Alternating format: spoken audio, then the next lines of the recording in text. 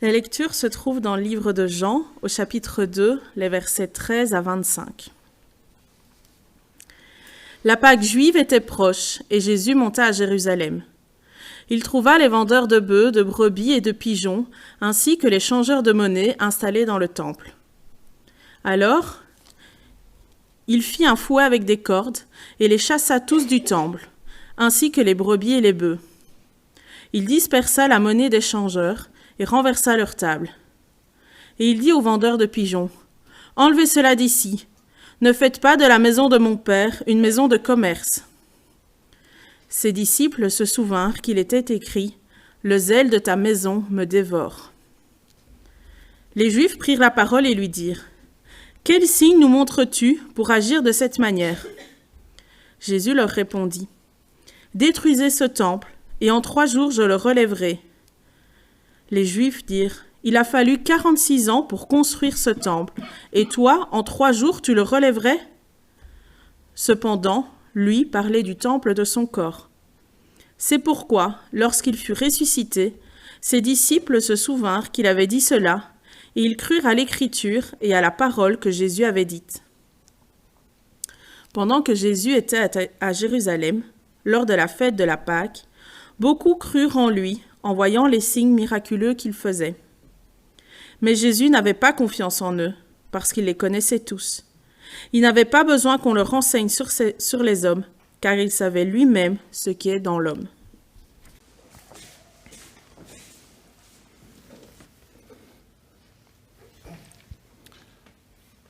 Entre Noël et Nouvel An, j'ai eu l'occasion de me rendre en Alsace pour profiter d'un peu de repos. Et c'était l'opportunité d'aller visiter un village qu'une personne, 2 personnes parmi vous, nous avaient conseillé de visiter. Alors malheureusement, en approchant du village, nous avons très vite compris que ça allait être vraiment compliqué. Pourquoi ? Mais déjà 2 kilomètres avant le centre du village, il n'y avait déjà plus de place de parking. Nous nous sommes éloignés pour enfin trouver un lieu de stationnement et nous avons alors marché jusqu'au village. Nous avons alors constaté la présence d'un petit marché de Noël, comme on aime bien les avoir en Alsace, sur la petite place. Et je peux vous dire que le marché était inversement proportionnel en taille au monde qui était attiré par ce marché. Donc il y avait une foule invraisemblable dans un petit espace. Le village déjà n'est pas très grand, mais alors en plus de ça, à l'approche de cette place, ça devenait impossible. Toutes les rues étaient noires de monde. Autant vous dire que notre visite fut sérieusement entravée au point que, en fait, nous avons préféré très vite repartir sans trop persévérer dans notre visite. C'était la bonne occasion aussi de nous dire, on y retournera à un autre moment. Et bien, à l'époque de Jésus, même s'il n'y avait aucun problème de parking pour les voitures, la situation devait certainement être bien pire à Jérusalem lors de la fête de Pâques. Des Juifs et sympathisants du judaïsme, ce qu'on appelle les prosélytes, venaient de partout, en très grand nombre, pour la semaine entre Pâques et la fête des pains sans levain. Ça formait ensemble une semaine complète. Une semaine qui commémorait la libération d'Égypte du temps de Moïse. C'était d'ailleurs, cette fête était une prescription dans la Torah, la loi juive. On venait au temple non seulement pour le sacrifice, pour des sacrifices, mais également, parce que c'était prescrit dans la loi, pour payer un petit impôt, une contribution financière au temple. Ça permettait l'entretien du temple, éventuellement aussi un petit peu l'entretien des personnes qui y travaillaient. Alors quand un visiteur venait de loin, il était impossible d'emporter avec lui des animaux pour les sacrifices, et en fait, il avait aussi une autre difficulté qui se présentait parce que l'offrande qu'il fallait donner au temple ne pouvait pas se donner dans n'importe quelle monnaie. Il y avait une monnaie spécifique au temple qui était faite en or plus pur que ce qu'on pouvait utiliser dans les monnaies classiques. Et donc, d'office, il avait besoin de changer de son argent. Et ce change ne se faisait pas à Athènes, ne se faisait pas à Rome, non, il se faisait à Jérusalem. Donc, les changeurs et les marchands étaient bien nécessaires et utiles finalement pour ces gens qui venaient de loin et qui venaient accomplir finalement un petit peu leur devoir, leur responsabilité. Ces marchands étaient utiles aux abords de Jérusalem. D'ailleurs, dans sa vive contestation, Jésus ne critique pas le commerce en soi, en tout cas pas ici. Pas dans ce texte-là. On verra que dans d'autres textes parallèles, il a été un petit peu plus dur. Néanmoins, sa réaction musclée indique qu'il existe malgré tout un très sérieux problème. En fait, ce problème, c'est une entrave à la prière. En outre, comme je viens de vous le signaler, dans des épisodes équivalents, mais qui sont mentionnés dans les évangiles synoptiques, mais plutôt là, à la fin du ministère. Bon, c'est un peu discuté de savoir si Jésus a fait 2 fois le même scandale au temple. Probablement. Tous ne sont pas de mon avis, mais cette fois-là, dans les évangiles synoptiques, donc Matthieu, Marc et Luc, Jésus dit carrément, parle vraiment d'une caverne de voleurs. Donc là, ce n'est pas simplement du commerce, mais c'est du commerce un petit peu honteux, dans le sens qu'on n'était pas juste. On peut faire du commerce de façon juste, ça c'est pas un problème, mais si vous appliquez des taux de change 20% plus chers que la normale ou des choses ainsi, ça s'appelle plus du commerce, ça s'appelle du vol. Donc certains profitaient de l'institution pour s'en mettre plein les poches. Bon, je vous rassure, les miennes, à part mes clés, là, sont vides. L'intérêt du cœur n'était certainement pas pour Dieu. Auparavant, les vendeurs d'animaux pour les sacrifices et les changeurs ne se trouvaient pas dans le temple. Ils se trouvaient sur la colline en face. Vous la connaissez, cette colline. Elle s'appelle le Mont des Oliviers. Donc, quand vous êtes à Jérusalem, si vous êtes sur aujourd'hui, il n'y a plus le temple, mais quand vous êtes sur ce qu'on appelle l'esplanade du temple, juste en face de l'autre côté de la muraille, vous voyez une colline. Les marchands étaient là. Il y avait juste à traverser la vallée et d'arriver au temple. Il y avait une porte qui rentrait directement. C'était assez facile. Mais le temps passant, on a estimé qu'il était plus commode d'installer tous ces marchands au plus près du temple et même dans le temple, puisque tout le récit se déroule dans la cour des nations. Il y avait différentes cours. Il y avait la cour en fonction des différentes... si on était un juif, si on était un homme, un prêtre, etc. Il y avait des lieux différents. Et puis il y avait la cour des nations, c'était la cour la plus large autour. Mais ça veut dire quand même que dans le temple était prévu un endroit pour tout à chacun pour venir. C'était bien un lieu de prière.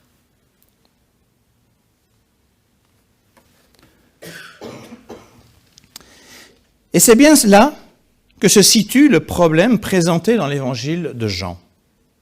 Pour les gens des nations, ils n'avaient que là où ils pouvaient aller prier à l'époque pour s'approcher finalement de Dieu. Il n'y avait donc plus vraiment d'accès à Dieu pour eux. La présence du marché était devenue une entrave. Et pour les locaux, la situation, il ne faut pas croire qu'elle était tellement meilleure. Certes, l'entrave à la prière n'était pas géographique. Ils avaient, eux, encore accès à la cour qui était plus loin. Mais il y avait plutôt un problème de préoccupation du cœur. Plutôt que d'être dans un temps consacré pour Dieu, car en fait, La fête, pendant une semaine, là, les fêtes dont je parle, c'était des sabbats spéciaux. Un sabbat, c'était un temps consacré pour Dieu. Donc, plutôt que d'avoir un temps consacré pour Dieu, destiné pour Dieu, quelles étaient leurs préoccupations? Qu'est-ce qu'ils avaient en tête? Les affaires, le business, le commerce, l'enrichissement personnel. Pour eux, ils voyaient la fête de Pâques un peu comme certains voient arriver le mois de décembre avec la fête de Noël. Ah, un grand mois de l'année. On va faire la moitié de notre chiffre d'affaires sur ce mois-ci. Et Noël, qu'est-ce qu'on en fait? C'est à peu près la même chose avec Pâques, la Pâques juive. Beaucoup voyaient ça comme une opportunité, vraiment une manne financière à ce moment-là. Et ils n'étaient absolument pas dans l'esprit de fête. Les préoccupations financières prenaient le pas. C'était ça, leur entrave. Alors la vive réaction de Jésus est donc plus que légitime, d'autant plus que les responsables religieux sont complices de cette situation et qu'ils sont eux-mêmes aveuglés sur les conséquences de leur agissement. Oui, ça semblait plus commode d'amener les marchands dans le temple, mais ils ne se sont pas rendus compte du tout de ce qui est en train de se passer là. Ils doivent d'ailleurs quand même s'en rendre compte face à Jésus, quand il réagit. En effet, vous savez, quand vous avez quelqu'un qui fait du grabuge, qu'est-ce que vous faites? Vous appelez la police, vous appelez les gardes. C'est pas ça qu'ils ont. Pourtant, ils en ont. Ils ont des gardes au temple pour le maintien de l'ordre. Et d'ailleurs, quand il a fallu garder Jésus là au tombeau, qui on a utilisé? C'était bien les gardes du temple. Donc, ils ont des gardes, mais c'est pas eux qu'on envoie. Pourquoi? Ils savent bien qu'il y a quelque chose d'autre qui se joue. Les responsables y vont eux-mêmes. Car leur responsabilité est en fait en jeu dans cette histoire. Raison pour laquelle ils interpellent Jésus sur la question, non pas du grabuge, mais sur la question de l'autorité et non sur le bien fondé de l'action musclée. Mais avec quelle autorité tu fais ça? Il ne se focalise pas sur tout le grabuge. En termes simplifiés, il lui demande « Mais qui es-tu pour oser agir ainsi? Et prouve-le-nous » La réponse de Jésus apparaît à ce stade du récit de l'Évangile assez mystérieuse, révélant au passage l'aveuglement aussi des autorités par rapport à Jésus, qui est Fils de Dieu. Les autorités religieuses doivent pourtant être les premières à reconnaître son identité. Si on est responsable religieux, si Dieu revient, si Dieu est là, en principe, on devrait être les premiers à le sentir, à s'en rendre compte. Non, ils ne s'en rendent absolument pas compte. Et Jésus leur propose donc de détruire l'édifice du temple de Pierre, dont ils tirent leur position et leur fierté, et Jésus s'engage alors à montrer le signe qu'il demande, le relèvement en 3 jours. Croyez-moi que si ça s'était passé comme au sens littéral, les choses auraient été claires, mais il n'aurait jamais osé démonter le temple.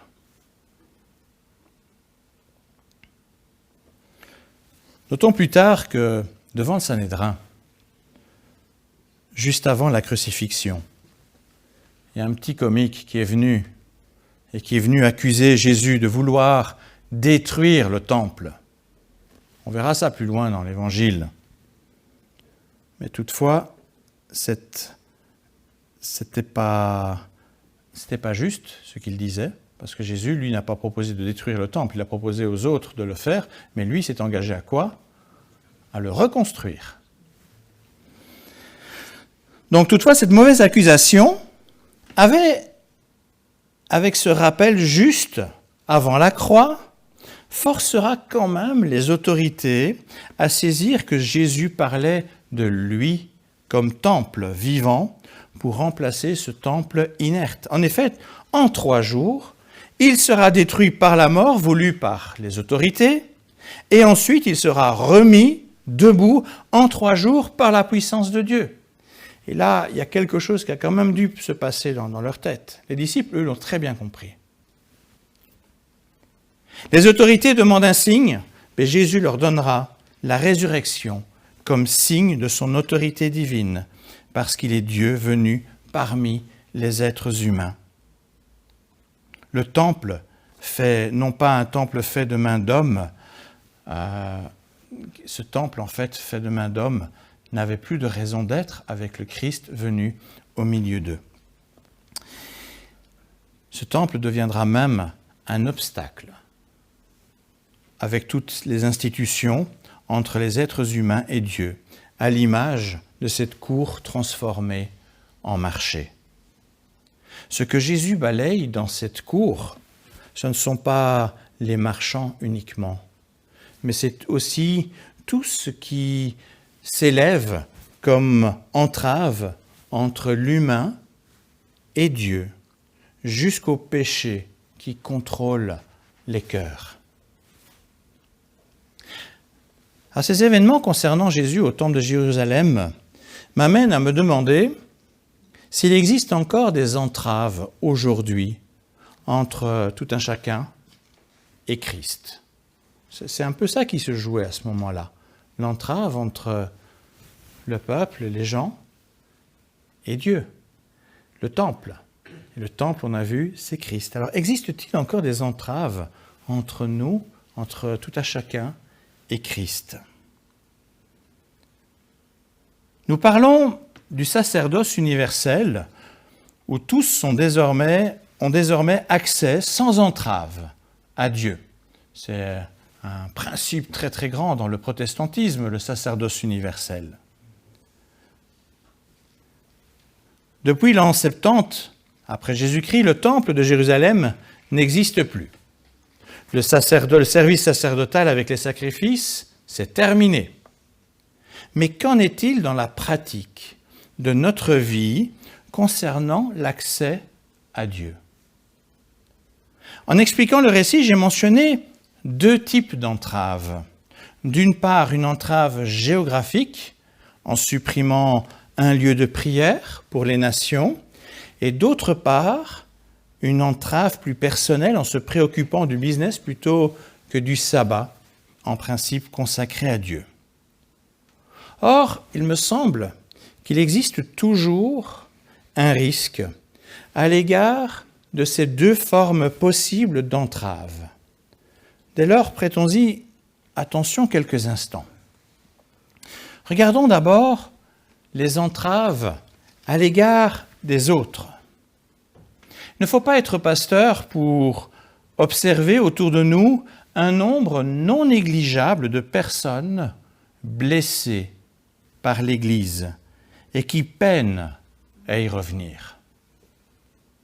Cette situation, de fait, révèle qu'il existe bel et bien des entraves, des contextes qui entraînent des blessures qui deviennent des obstacles pour une vie spirituelle épanouie.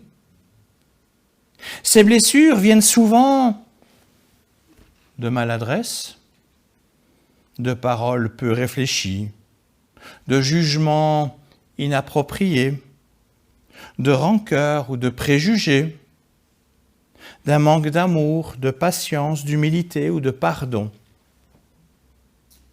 Nous devons particulièrement veiller à notre manière de vivre ensemble avec notre foi chrétienne. Veiller à notre vie communautaire. Vivre ensemble, c'est un défi. C'est pas simple, c'est clair qu'on s'expose, on prend des risques. Mais attention à ne pas être des entraves. Vivre ensemble, ça demande de l'humilité, ça demande de la sagesse, ça demande de l'amour, ça demande aussi parfois des pardons. Sinon, il y a des obstacles qui commencent à se mettre devant certains pour venir à l'Église et s'approcher de Dieu. Alors, quand le mal est déjà fait, parce que malheureusement, il y en a déjà qui ont été, ce mal a déjà été fait par le passé, il ne faut surtout pas en rester là, mais tenter de réparer. Parfois, oser aller voir quelqu'un, oser un bon dialogue, une bonne discussion, oser le pardon pour enlever ces entraves qui empêche les gens de pouvoir finalement revenir à l'Église et avoir une vie spirituelle épanouie. Ce ne sont toutefois pas les seuls obstacles. Aujourd'hui, je vais donner un autre exemple. Pour un non-chrétien, pour une personne en recherche, croyez-moi, il en faut du courage pour entrer dans une église. Mettons-nous un instant à sa place pour se rendre compte de ses préoccupations qui sont très très loin des nôtres. Qu'est-ce qu'il a dans sa tête ? Tout d'abord, il se demande, est-ce qu'il peut y rentrer ? Et quand ? Quelqu'un de non-chrétien se demande vraiment, mais est-ce que je peux rentrer là-bas ? On a l'impression que c'est parfois des lieux privés.